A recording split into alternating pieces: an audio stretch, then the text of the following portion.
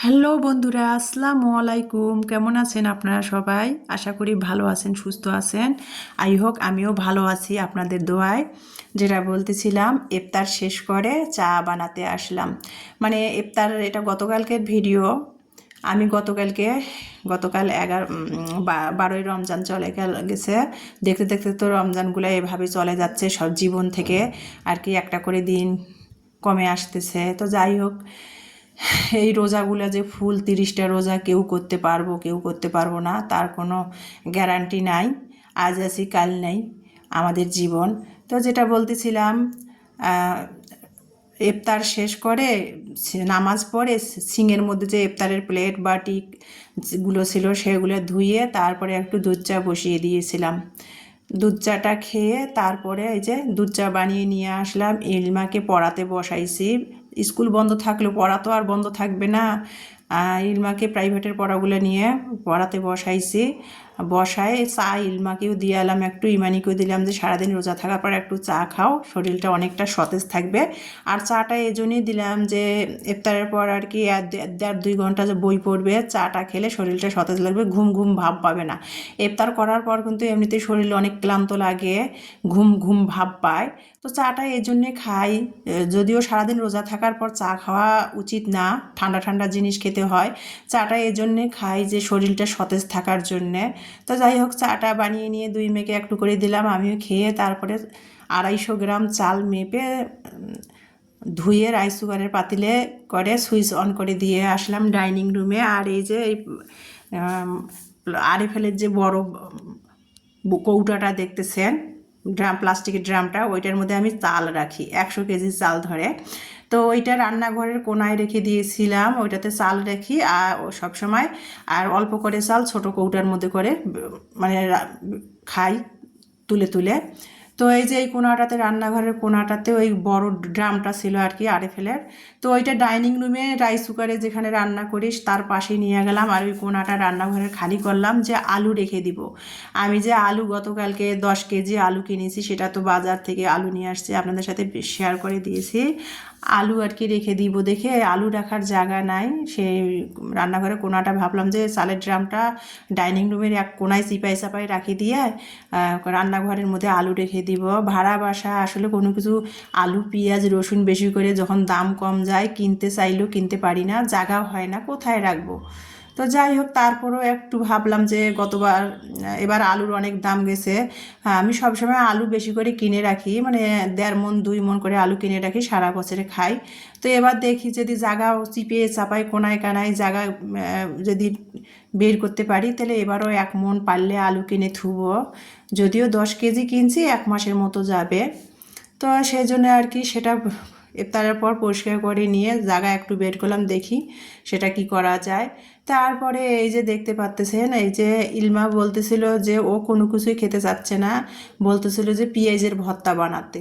তো যেই কাজ সেই কথা, পেঁয়াজের ভর্তা বানানোর জন্য 4টা বড় সাইজের পেঁয়াজ কুচি করে কেটে নিয়েছি, 2টা বড় সাইজের রসুন ছিলে খোসাগুলো এড়াই নিলাম, আর 4টা শুকনো মরিচ নিয়ে সরিষার তেল দিয়ে একসাথে তেলের মধ্যে ভেজে নিয়ে স্বাদ মতো লবণ দিয়ে ভর্তাটা বানিয়ে নিলাম, পেঁয়াজের ভর্তা, রসুন পেঁয়াজের ভর্তা বানিয়ে তারপরে এই যে ওই ফ্রাই প্যানের মধ্যেই কিন্তু আমি পেঁয়াজ ভাজলাম। তো ওই ফ্রাই প্যানের মধ্যে আমি একটু এই যে গতকালকে যে মাছ নিয়ে আসছিলাম, নদীর 2 আইটেমের ছোটো মাছ আনছিলাম, বাটা মাছ আর এই যে চেলা মাছ। তো এই নদীর চেলা মাছটা ভাবলাম যে বেগুন খাওয়া যায় না, আর এই মাছটা টমেটো বা বেগুন দিয়ে রান্না করলে, বেশি করে ধনিয়া পাতা দিয়ে রান্না করলে কিন্তু অনেক ভালো হয়। তো এই যে অ্যালার্জির প্রবলেম দেখা দেয় বেগুন খেলে, এই জন্য বেগুন দিব না, শুধু একটু আলু, দেশি গোল আলু ভুজে একবারে চিকন চিকন করে কেটে তারপরে এই যে হাতের সাহায্যে সব মশলা দিয়ে মেখে চেখে, কাঁচামরিচ দিয়ে মেখে চেখে মাছটা আমি বসিয়ে দিলাম। আর এই যে তার সাথে আর কি যখন পানিটা ঢাকনা দিয়ে দিছি, যখন পানিটা বুদবুদ করে ফুটে বলক আসতেছিল মাছের তরকারিটা, তখন কিন্তু টমেটো ধনিয়া পাতাটা কুচি করে দিয়ে দিয়েছি। আর সরিষার তেল কাঁচামরিচের তরকারি কিন্তু এমনিতেই খুব ভালো লাগে, মশলা কম দিয়ে দেন আর মশলা বেশি দেন, এমনিতে কিন্তু সরিষার তেল কাঁচামরিচের তরকারি ভালো লাগে খেতে। যারা খান তারা জানেন, আর ব্যাখ্যা করে কি বলবো, আর যারা খান না তারা তো বুঝবেন না। সরিষার তেল কাঁচামরিচের তরকারি কিন্তু আসলেই ভালো লাগে। তো যাই হোক, মরিচ পেঁয়াজের ভর্তাটা করে নিলাম, আর ছোটো মাছ আলু দিয়ে চচ্চড়ি করে নিলাম আলু টমেটো দিয়ে নিয়ে। সেটা ছিল গতকালকে আর কি, বা আজকে 13ই রমজানের চেহারি খেয়েছি আমরা, খেয়ে রোজা রেখেছিলাম। তো এই যে দেখতে পাচ্ছেন আজ রোজ শুক্রবার, সবাইকে জানাই জুমা মোবারকের শুভেচ্ছা। তো এই যে দেখতে পাচ্ছেন গতকাল বৃহস্পতিবার রেলবাজার হাট ছিল, সেখান থেকে আমি 10 কেজি আলু নিয়ে এসেছি 140 টাকা দিয়ে। তো মহিলা মানুষ আসলে বেশি করে যদি আমি আধমন মানে 20 কেজি বা 40 কেজি আলু কিনতে যাই, তাহলে তো আলুর বস্তা নিয়ে আমি হাঁটতে পারবো না। বাজার থেকে তো আলুর বস্তাটা নিয়ে তো রাস্তার মাথায় দাঁড়াতে হবে অটোর জন্য, সেটাও পারবো না। ইলমার বাবা আসলে না হয় আর একটু আলু কিনে রাখবো, আমি যতখানি পারছি ততখানি কিনে নিয়েছি। আর আমি দেশি সাদা আলুটা কিনে নিয়েছি, এই আলুটা কিন্তু খেতে খুবই মজা লাগে।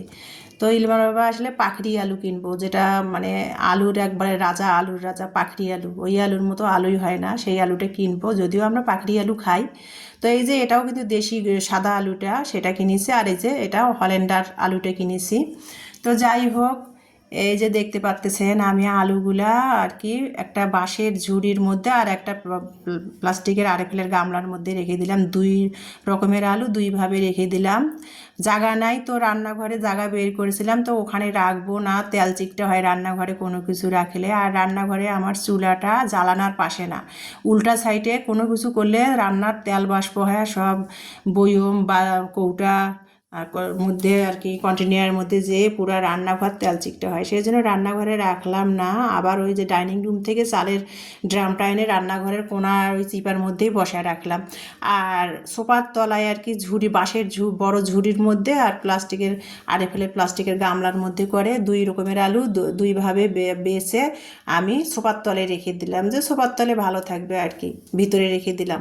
তো যাই হোক, আর আমার বাসায় তো সেরকম কোনো মেহমানও আসে না যে সোফার তলে আলু দেখতে খারাপ দেখা যাবে।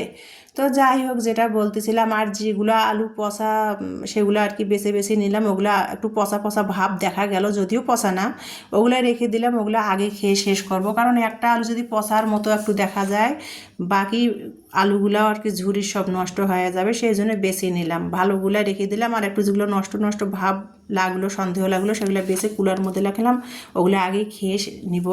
তো যেটা বলছিলাম, গতকালকে যে রেলবাজার হাট ছিল, আমি সেখান থেকে কিছু প্লাস্টিকের বয়াম কন্টেনার কিনে নিয়ে আসছিলাম 3-4টা। তো সেটা রমজান মাস, সবসময় তো বলি আপনাদের যে রমজান মাস যত বয়াম কন্টেনার প্লাস্টিকের ঝুড়ি হাবিজাবি রান্নার ব্যবহারের কাজে থাক না কেন, তাও রমজান মাস কিন্তু শর্ট পড়ে যায় রান্নার জন্য রান্নাঘরে। তো সেটাই আর কি, কালকেও আমি কয়েকটা বয়ম কিনে নিয়ে আসছিলাম। তো বয়মগুলো কালকে সময়ের অভাবে পরিষ্কার করতে পারিনি, তো বয়মগুলো সাবান দিয়ে ধুয়ে পরিষ্কার করে একটু রান্নাঘরে জ্বালানার মধ্যে করে পানি ঝরাতে দিলাম রোদে, যে বাতাসে রোদ আসে রান্নাঘরে জ্বালানা দিয়ে শুকায় যাবে। তো সেগুলা সাবান দিয়ে পরিষ্কার করে রান্নাঘরের জানলায় রেখে দিয়েছিলাম, পানি ঝরে শুকে টনটনা হয়ে গেছে। সেগুলো এখন আমি এই যে দেখেন কাজে লাগাচ্ছি। কিছুদিন আগে এসবগুল নিয়ে আসছিলাম, এটা হলো তোকমা, তারপরে সয়া সস নিয়ে আসছিলাম। তো সেগুলো আর কি এসবগুলটা ঢেলে নিলাম 1 কাপ পরিমাণ। মানে রাফিজ প্রতিদিন যে ইফতারের জন্য শরবত বানাবো, সেই জন্য আর কি পরিমাণ মতো একটা ছোটো বয়মের মধ্যে ঢেলে নিচ্ছি। বয়মটা 20 টাকা দিয়ে নিয়ে আসছি, প্লাস্টিকটা অবশ্য ভালো।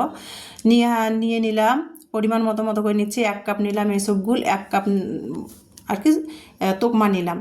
আর সয়া সস 1 কাপেরও মানে কম নিব, অর্ধেক 1 টেবিল চামচ, মানে 1 টেবিল চামচ নিব সয়া সসটা। আর সয়া সসের অনেক দাম, তোকমারও অনেক দাম, এসবগুলো অনেক দাম। তার মধ্যে রমজান শুরু হয়েছে তো, আর এগুলো তো রমজান মাসে কম বেশি সবাই শরবত বানিয়ে খায়, শরবতের সাথে মিশিয়ে অনেক দাম।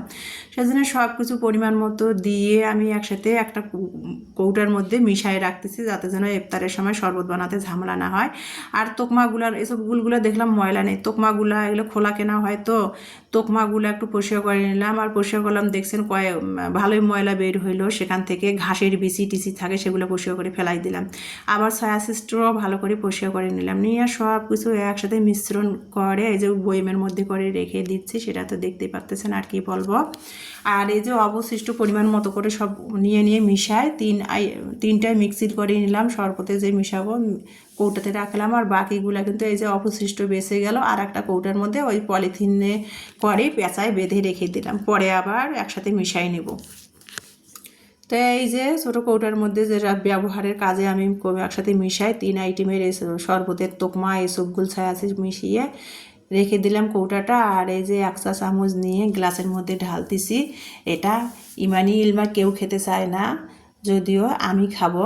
তো এই যে আমার জন্য 1 গ্লাস আর কি ঢেলে মানে 1 চা চামচ নিয়ে এই যে সব মিলিয়ে 1 চা চামচ নিয়ে গ্লাসের মধ্যে গুলায় রেখে দিলাম 1 চিমটি লবণ দিয়ে। আর এই যে দেখেন এখন বাজে 4:30।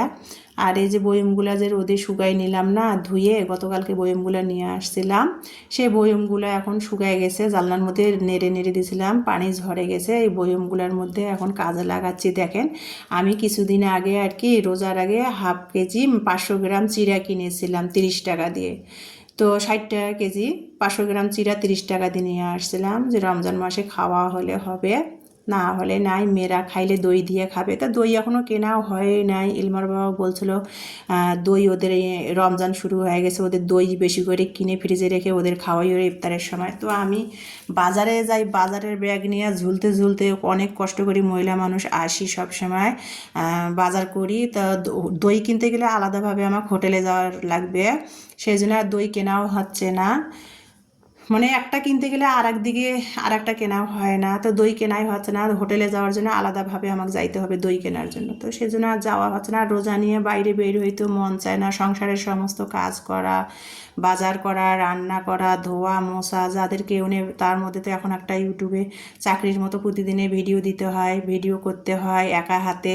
আর ভিডিও করে যারা করেন তারাই তো জানেন ভিডিও করা বাড়তি একটা সময় লাগে। যে কাজটা তাড়াতাড়ি করা হয় ভিডিও করতে গেলে সেই কাজটা আরও বাড়তি একটা টাইম লাগে, সময়ের ব্যাপার থাকে। তো যাই হোক সেই জন্য আর হয় না। তো চিড়াগুলো আমি বের করে আর কি প্লাস্টিকের ঝুড়ির মধ্যে চেলে নিলাম। মানে চিড়ার মধ্যে ছোটো ছোটো খুদের মতো খোসা খোসা ছিল, সেগুলো প্লাস্টিকের ঝুড়ির মধ্যে চেলে নিয়ে বয়মের মধ্যে ভরে রেখে দিলাম। যদি ইলমার বাবা সামনের সপ্তাহের দিকে আল্লাহ বাসায় বাতে রাখলে আসবে, তো চিরা সব কাজগুলো একটু একটু করে গুছাই নিচ্ছি। ইলমার বাবা আসলে তো কাজের কোনো গোছগাছ থাকবে না, উল্টাপাল্টা হবে সব। যদিও আমার বাজারের কাজগুলো সেই করবে, তারপরও কিন্তু ঘরে ছেলে মানুষ থাকলে কিন্তু কাজের সব বেড়ে যায়। তো যাই হোক আমি গুছাই বলতে পারতেছি না, আপনারা বুঝে গেছেন। তো এই যে এখন আমি ইফতারের জন্য সব কাজগুলো করলাম, আলুগুলা গুছিয়ে সংরক্ষণ করে রেখে দিলাম। এখন ইফতার এর জন্য আমি আয়োজন করতেছি। আজকে ইমানি বলতেছিল যে আম্মু আজকে কোনো ভাজা পোড়া খাবো না, আজকে ছোলা বুট দিয়ে বিরিয়ানি রান্না করো। তো আমি এখানে 500 গ্রাম মানে 500 গ্রামের মতো পরিমাণ মতো পোলাইয়ের চাল নিয়েছি, ফুল 500 গ্রাম না, পোলাইয়ের চাল নিয়েছি। আর এই যে ছোলা ভিজিয়ে রেখেছিলাম, ছোলাটা লবণ দিয়ে একটু সিদ্ধ করে নিয়েছি। নিয়ে তারপরে আমি এই যে মশলা আর কি বিরিয়ানিতে যে মশলাগুলো দেয় সব মশলাগুলো দিয়ে ছোলাটা কষিয়ে নিলাম সিদ্ধ